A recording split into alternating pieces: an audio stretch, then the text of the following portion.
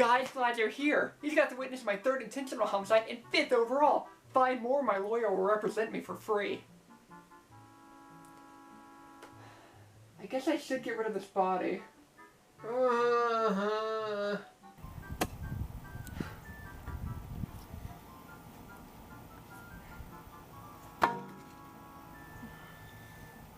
Good riddance.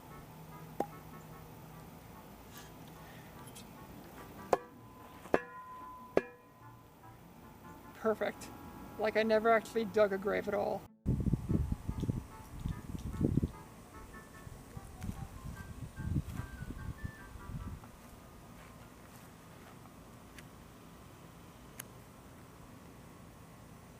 Oh no. Where is he? Where did he go?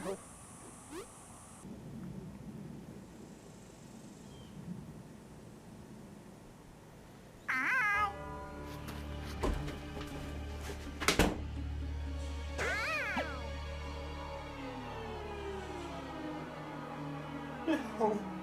Good news, guys. It was only 4 homicides and 1 attempted homicide. Now I'm gonna sit here and play Kirby's new game, and he's gonna keep his pistol aimed at my spine until I do. Because death is too good for me, and copying my ability would only give him depression. So let's play.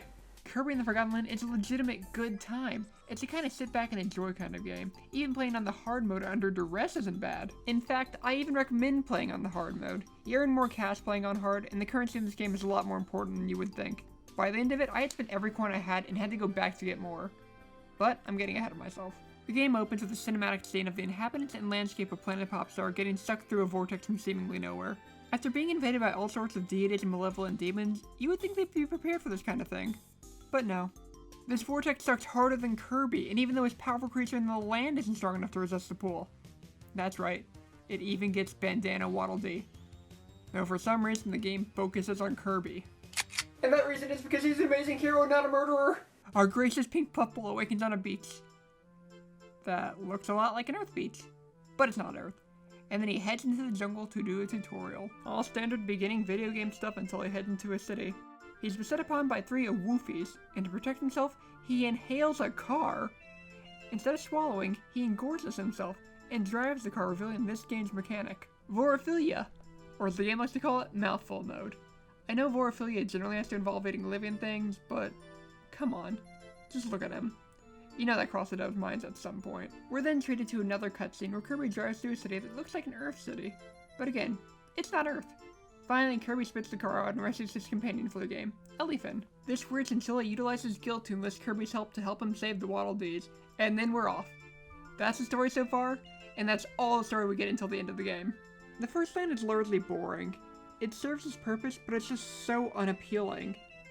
I think the reason for that is that it's meant to show the player what they need to do for the rest of the game. And by that I mean it shows off that each level has several hidden Waddle Dees. Some are rescued via several challenges you don't learn of until after you beat the level at least once, or do it accidentally in a first playthrough. And some challenges that are revealed if they have multiple points, such as eating 4 donuts in a live mall.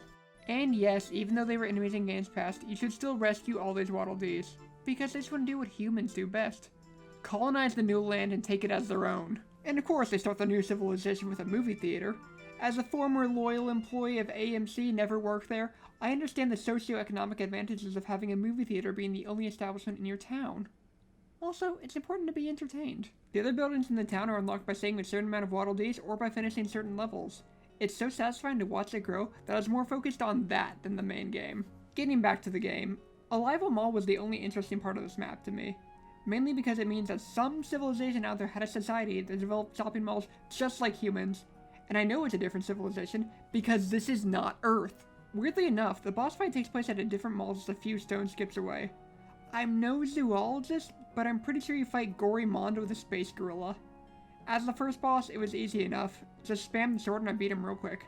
But beating him unlocked stage 1 of the true boss of the game, Gotcha Machine Alley. I love Gotcha Machine Alley because it's amazing how resourceful the devs were.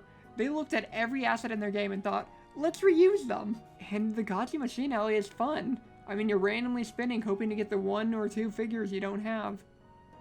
But it quickly snowballs out of control.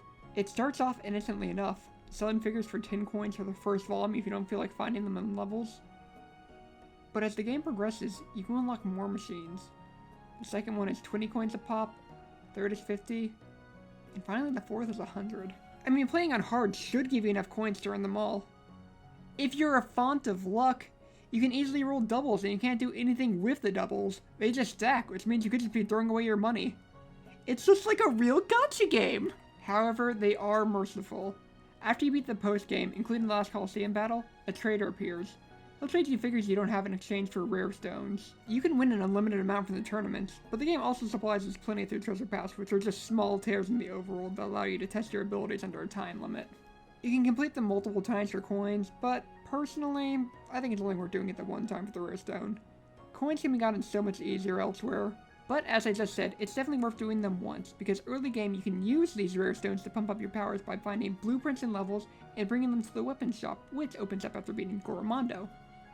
Oh, right, I was talking about the actual game. After you beat the space scroll and return to the world map, the second level opens. The game calls it Everbay Coast. I call it the effects of global warming. The city obviously wasn't built underwater because I'm not playing Bioshock, so it must have been flooded by melted ice, because I choose to ignore the existence of tsunamis. Everbay Coast was another snooze fest, made worse by the fact that it was a water level, and I don't feel like talking about it.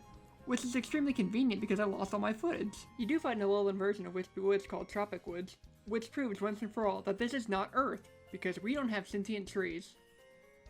I think. Excuse me, sir and/or ma'am. Are you sentient? Well, I guess that settles that. The next land, oh man, the next land is my personal favorite. It's an amusement park, and boy, was I amused. This is a treat. Not only is the world gorgeous, but the set is fun to explore and makes the rides part of the course. It's not just background, it's a fully functional, interactable world. I haven't had this much fun in an amusement park since I decapitated people at Disney World. I mean Nuka World, from the Fallout 4 DLC. I swear. Even the boss is fun. A gymnast leopard who throws her claws at you like swords, who's also super easy to beat. This also unlocks the Coliseum and reveals that Kirby's most mysterious and coolest character is here too. Meta Knight. He would be out helping, but he's actually protecting the town from invaders, which is pretty cool that he can do it all by himself. And it's at this point I realize that most of my footage is lost, so I'll have to play again. But right now, I'm writing, so I'll have to recall them best I can from memory. The next land is a snow land, and it fails to capture the magic of the previous land. However, it's still fun having Kirby skate around. And it also has one of the most annoying missions that I tried several times before cheesing it by bringing the OP power from the shop, spitting it out whenever having a fight, then picking it up and bringing it with me. I eventually realized you can beat most of the missions if you're clever about it. Like this one time trial took me so many tries before I finally realized I could save precious seconds if I went and destroyed everything on the course ahead of time. First try after that. Finishing the ice levels, you're confronted with Planet Popstar's 5th strongest inhabitant, King Dedede. If you're wondering, Gooey is 3rd and Kracko is 4th. Screw Kracko. He's clearly under some sort of mind control, so he doesn't die, but he does get knocked out. Then Kirby and his ignorant buffoon friend turn their backs on him, causing Elephant to be captured by Dedede. I feel like I was supposed to be invested in him, but I really wasn't. He didn't have a personality, and I mean, I already killed one Teal companion today. I'd easily do it again. Man, having that recorded is gonna make this next case hard for my lawyer. Even though Kirby lost his friend, he's dedicated to his original mission of colonial genocide and moves on to the next level. The game calls this the original Wasteland. I call it nothing, because I forgot about it immediately after playing it.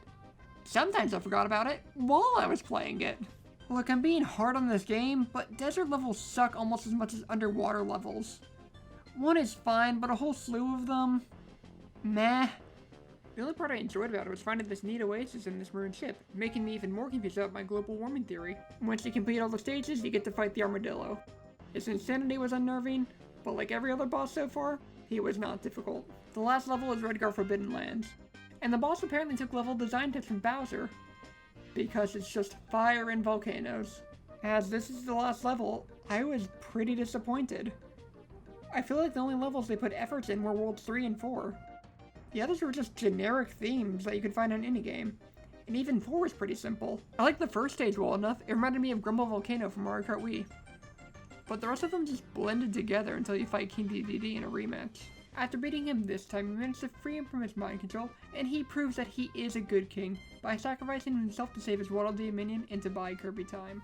This sacrifice allows Kirby to ride the elevator with a speaker system that plays a recording that detects the language the rider speaks and translates it accordingly. This is a stupid way to shoehorn in the plot they forgot to include in the rest of the game. There are multiple problems with this. 1. The recording detects the language the rider uses, but what if there are multiple riders speaking different languages? 2. What if the riders speak multiple languages themselves? And finally, 3. Unless this thing has the Rosetta Stone for every language in the universe, it can't speak Kirby's language. There's no way it knows Planet Popstar-ese. But really, I'm just upset about the way it feels. Like they just forgot a story and tacked it on the end. It explains the lack of inhabitants and the enemies, but Fallout did that by saying nuclear war and built a story with that. It was not the story itself. But if I want to live, I have to finish. The recording tells the history of the true antagonist of the game, Specimen ID-F86, an alien lifeform with psychic powers. Deoxys? It invaded Earth and was somehow subdued by the civilization of the Forgotten Land and then experimented on. Through experimentation, the civilization discovered planetary warp technology and left the land with it. Now, plot twist time! The alien is not whole. It turns out Elvis, I think that was his name, forgot after he was kidnapped, was his other half the whole time. I'm not sure what it is with Nintendo and making the good half of people light blue. I mean, we had Lana from Hyrule Warriors and now this guy. That's clearly enough evidence to consider this a pattern. Anyway, before we get to all that jazz, you get to fight one other boss, Leon Gar. He can speak due to influence from F86 over there. Some people call that story writing.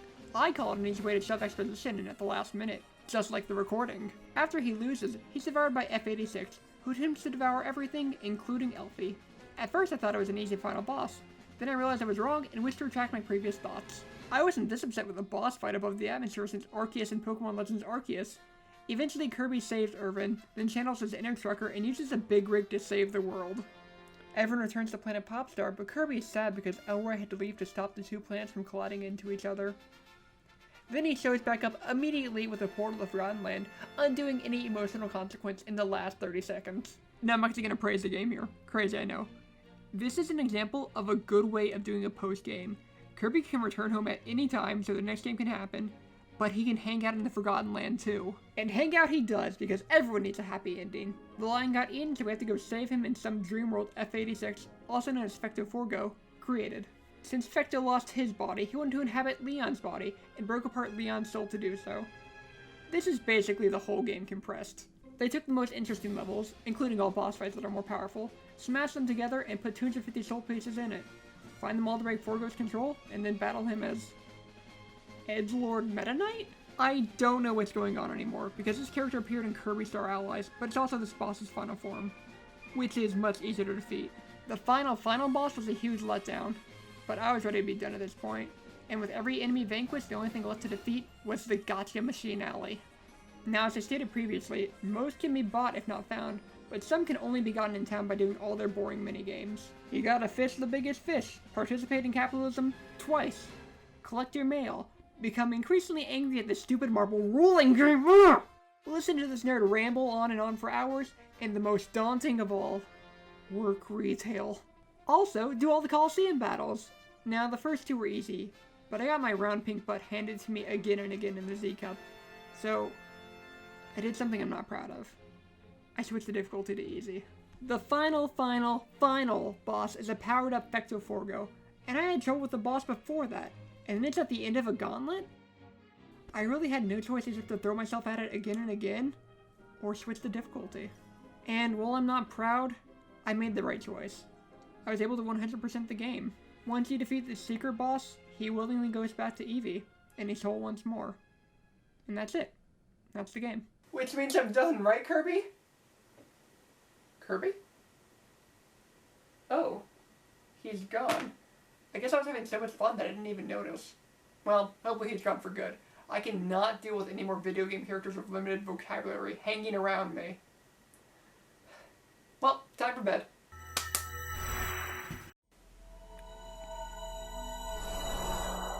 Maybe I'll sleep well for once.